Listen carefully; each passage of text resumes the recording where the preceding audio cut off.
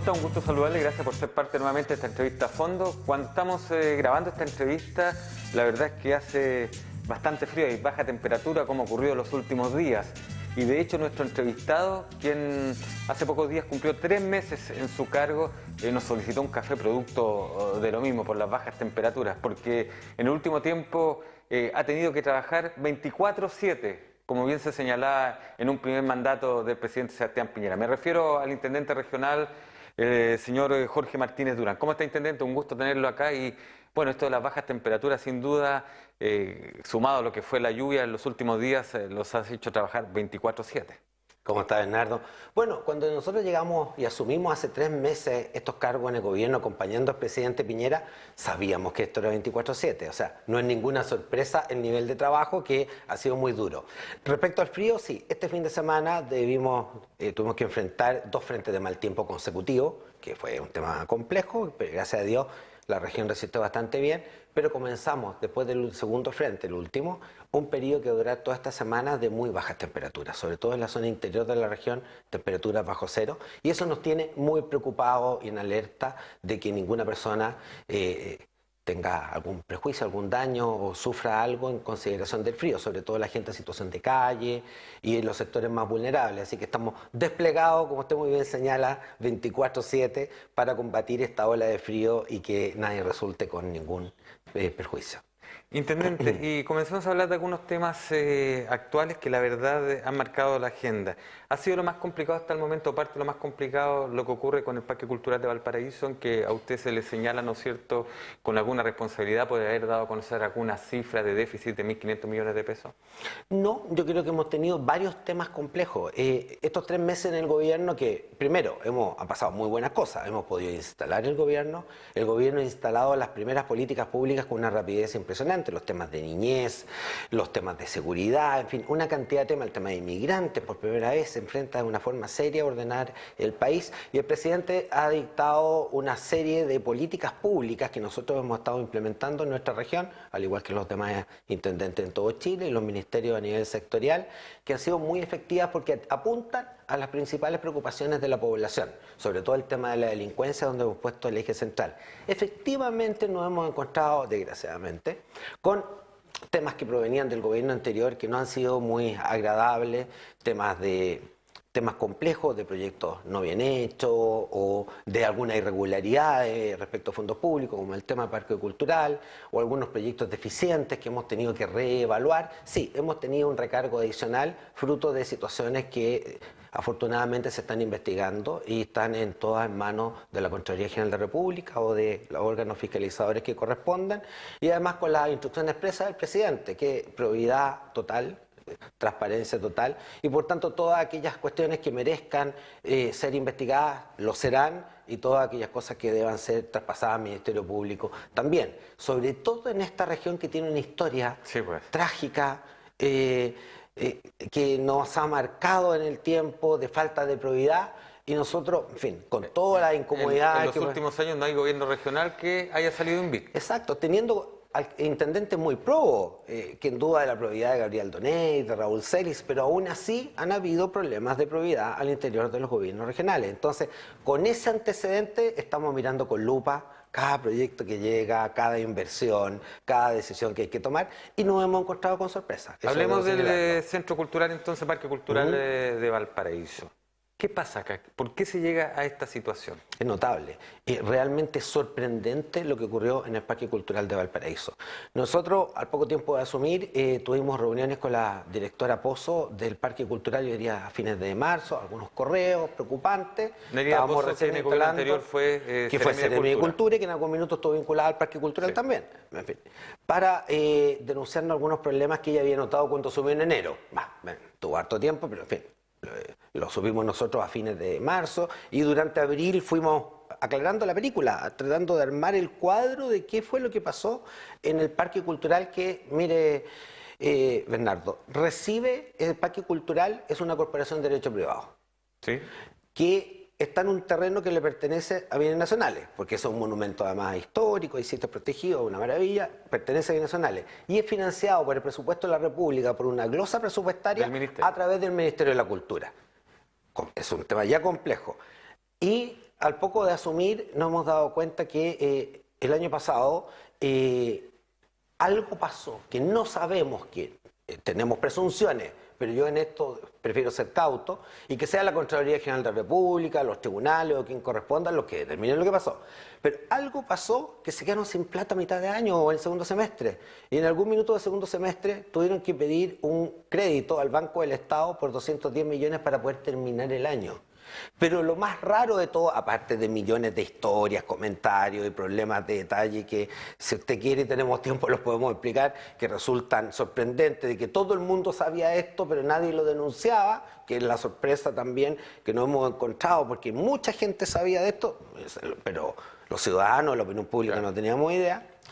Pero lo sorprendente fue que se pactó este crédito con el Banco del Estado a ser pagado en una cuota en este gobierno el 1 de abril.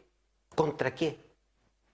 Porque el presupuesto de la glosa presupuestaria se asignan 2 cuotas anuales, una para el primer semestre y una para el segundo semestre.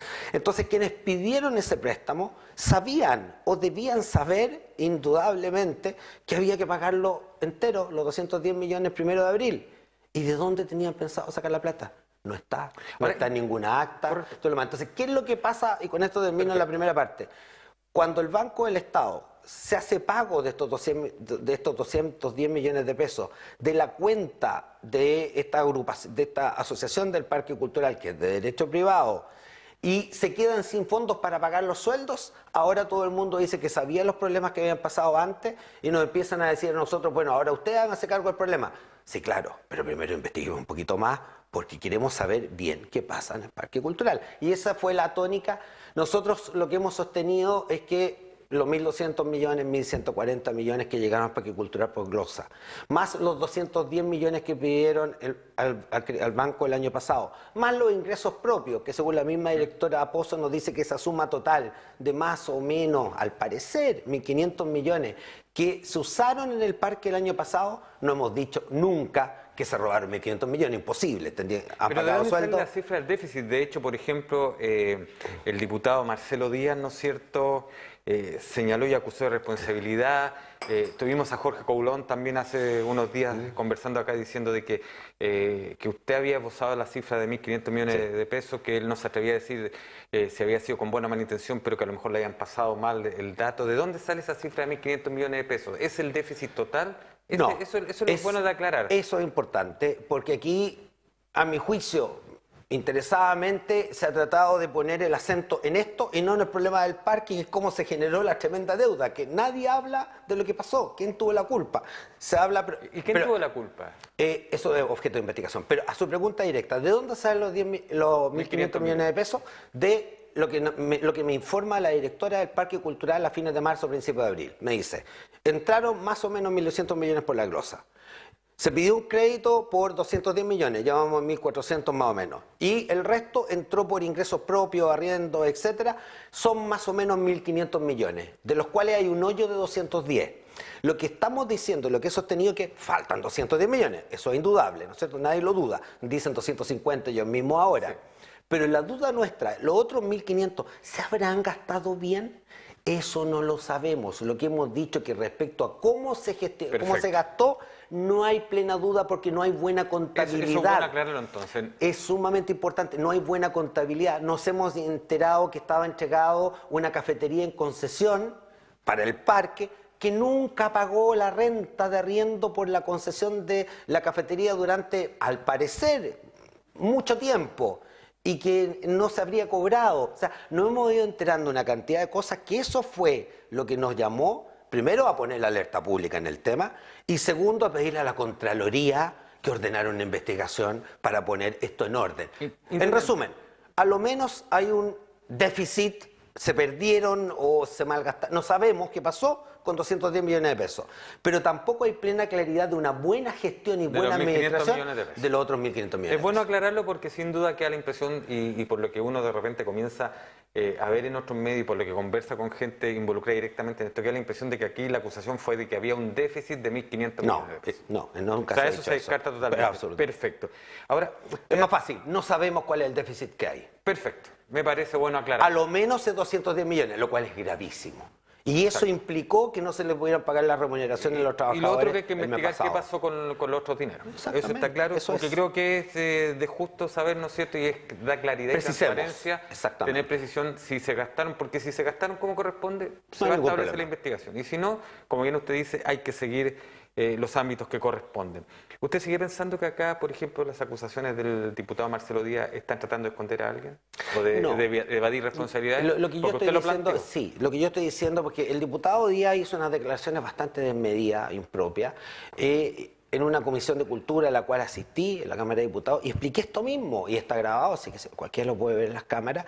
Y el diputado Díaz ha seguido centrado en el tema de que yo dije se gastaron 1.500, en que el nombramiento de los directores, en temas hoy día contingentes que todos tienen una explicación razonable, pero no centra el problema donde está. El problema ¿En qué pasó? está ¿De dónde viene en la por qué pasó esto en el Parque Cultural, que hay denuncias de los trabajadores, hay denuncias de los artistas del sector, hay directores que denunciaron situaciones y esto no lo supo nadie. Ahora, si es así, intendente, ¿le llama la atención que justamente en estos últimos días los trabajadores se hayan tomado el parque, hayan hecho denuncias públicas, sabiendo que, como bien usted nos ha señalado en esta entrevista, antes ya muchos sabían lo que estaba ocurriendo y Sí. lo hagan ahora?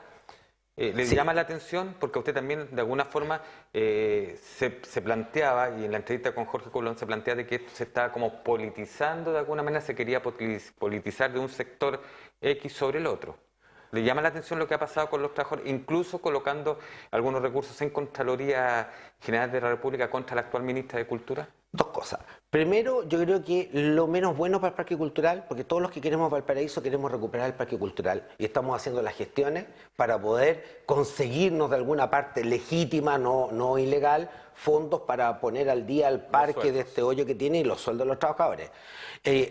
Yo creo que lo peor que le hace el parque, y en eso es una invitación al diputado Díaz, y lo he conversado, por ejemplo, con el alcalde Chap, que ha sido muy razonable, pero una invitación al diputado Díaz, no politizar este tema.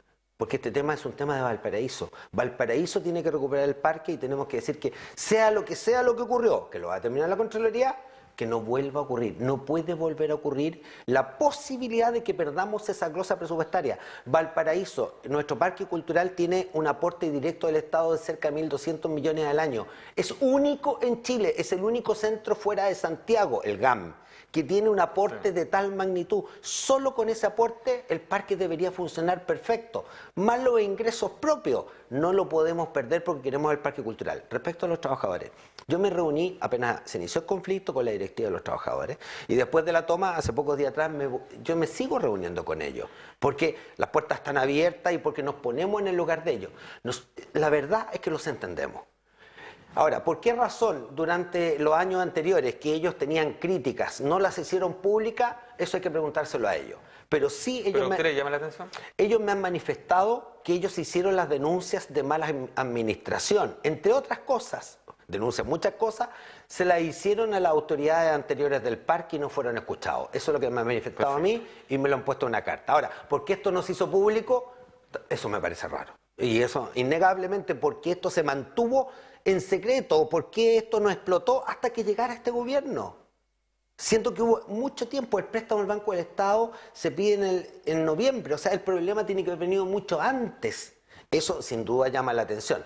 Pero la reflexión final, hay que proteger a los trabajadores que, suponemos la buena fe, no tienen responsabilidad, tienen que resolver su sueldo y con el gobierno, con el Ministerio de Cultura estamos preocupados de buscar la vía para que, más allá de cómo siga la evolución de esto, se le pueda pagar el sueldo a los trabajadores que no se ha podido pagar porque el año pasado se gastaron una plata de un modo a lo menos, poco responsable. Perfecto, intendente. Creo que es un tema bueno abordarlo de esta forma para aclarar porque se han dicho muchas cosas y siempre es bueno tener todas las opiniones.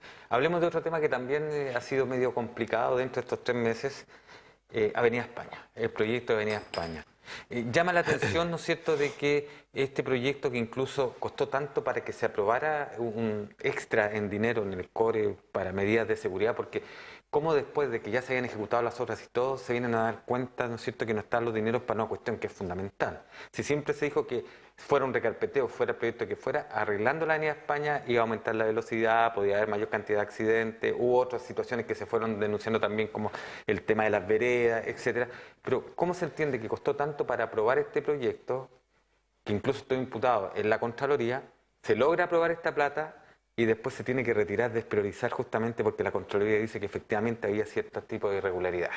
Es impresionante, ¿no es cierto? ¿Cómo se entiende? ¿Ustedes se No sienten se- engañados, mire, no sabían mire, qué faltó, no se les informó cuando llegaron? El Consejo Regional lo ha dicho, esto es del gobierno anterior. Sí. Y esto fue aprobado en el CORE, Consejo Regional, en el gobierno, en el periodo anterior. No digo que eran todos, de todos, pero fue aprobado en el periodo anterior a que asumiéramos con el presidente Piñera el país el 11 de marzo. También es un asunto que hemos heredado. Pero yo me hago la misma pregunta que usted, que mi primera impresión es, qué sorpresa. Nos encontramos con un proyecto de recarpeteo. Hay una columna de Agustín Esquella muy importante que dice cómo esto está recarpeteando, parchando. Recarpeteo de la Avenida España, que evidentemente quita los hoyos y está bien, pero aumenta la velocidad y la hace más riesgosa. Y había un informe de la CONACET de seguridad que a nosotros se nos dijo, o sea, a mí se me dijo literalmente, que había llegado a conocimiento de las autoridades a fines de enero de este año. Y por eso no había sido considerado completamente para hacer un proyecto que incluyera las medidas de seguridad. Cuando nos estamos enterando ahora, por un informe terminado recién de la Contraloría hace pocas semanas, de que ya en septiembre del año pasado, esto se sabía.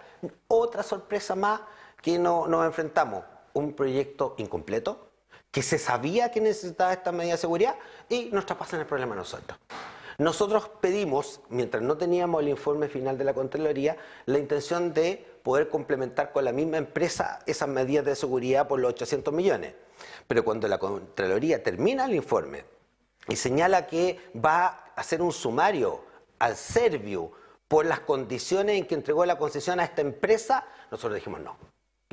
Y en conjunto con el CORE, el Consejo Regional, acordamos despriorizar esos 800 millones y hacer un nuevo proyecto. Bueno, la Contraloría... Porque no nos queremos mezclar con nada, y esto para la tranquilidad de la población, no vamos a hacer nada y ni nos vamos a mezclar con nada, ni vamos a autorizar nada que no sea autorizado por la Contraloría y que sea absolutamente transparente y probo.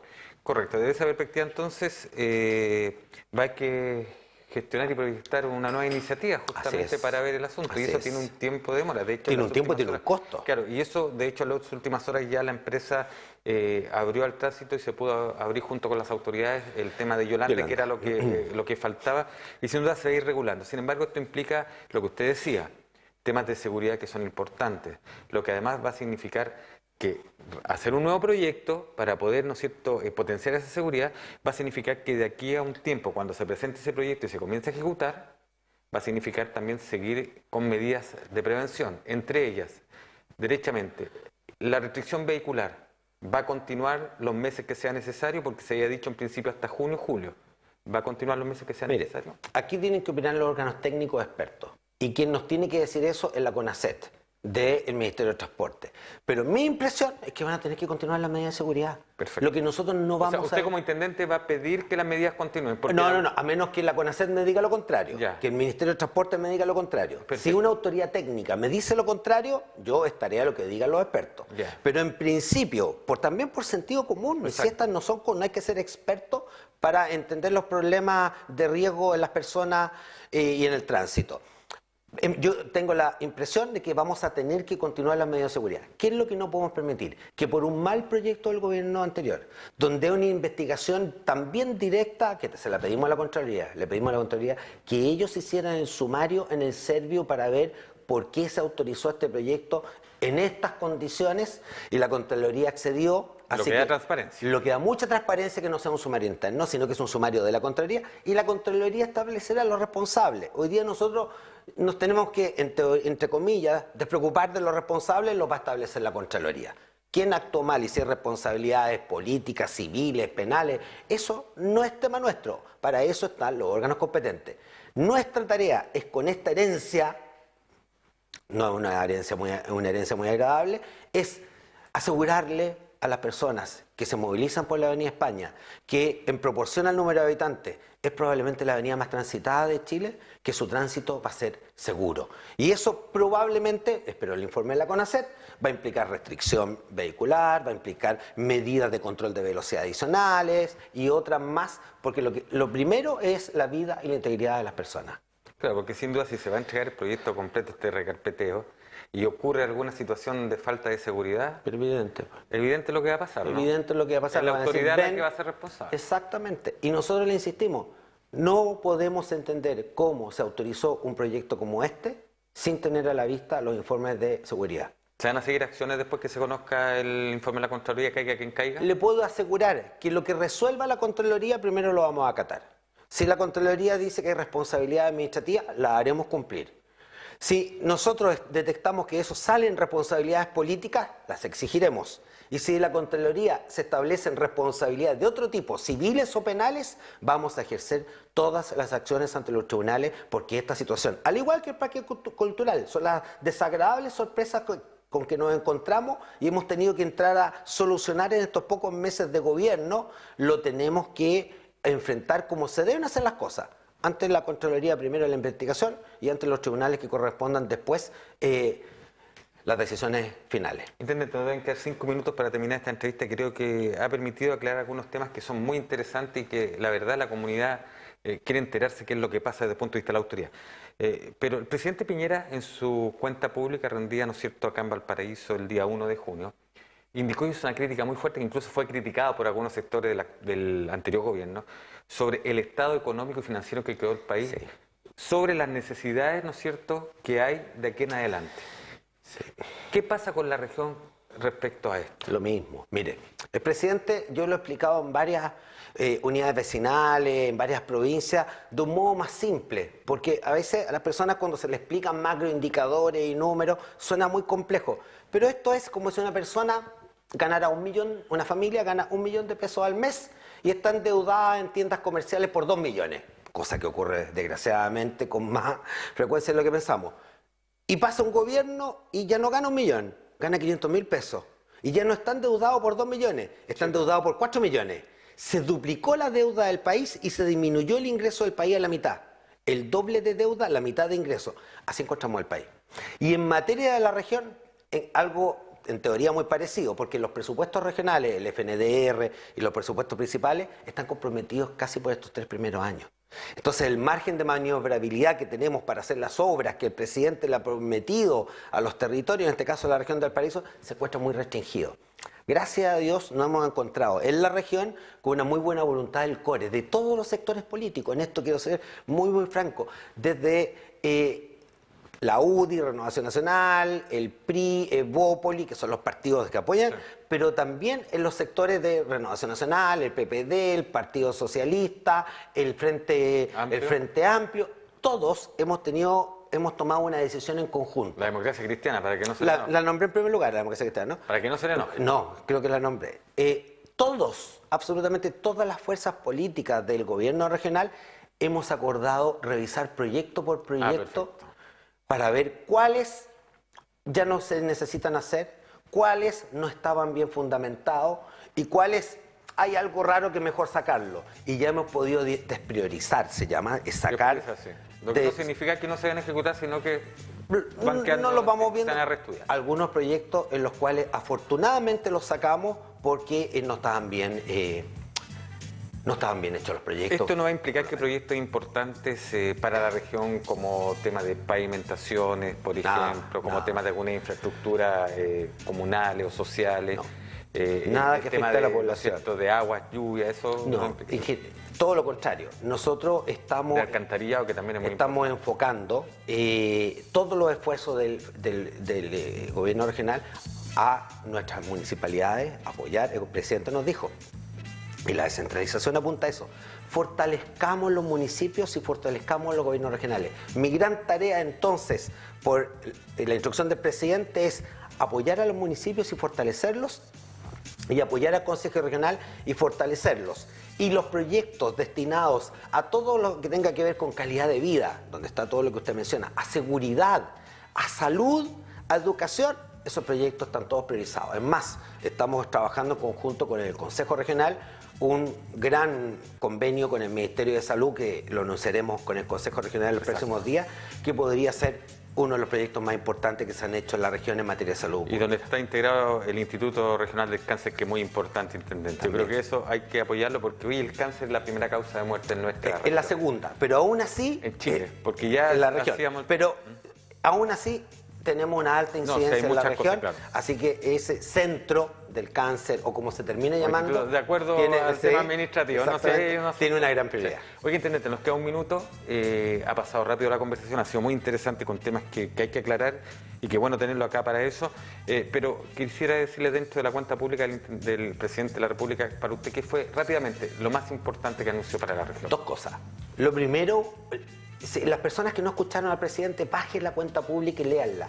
Es una cuenta pública que habla de una sociedad, habla de un país, habla de futuro, de presente, la principal necesidad. Es una cuenta de un estadista. De verdad, léanla, y lo digo muy sinceramente, es una cuenta, léanla, es un poquito larga, pero es sorprendente la visión de país que pero tiene. en materia concreto, concreta, en la región, tremendo. El presidente se refiere a todos los temas críticos de la región de Valparaíso. Se refiere al tema del agua y las medidas que se están adoptando para el buen uso de las aguas y la creación, no contó en detalle cada uno de los subproyectos, pero se refiere al tema del agua. Se refiere al tema del desarrollo portuario, asegurando que se va a continuar con la ampliación de San Antonio y la ampliación de Valparaíso, ambos a la vez. Gran tema.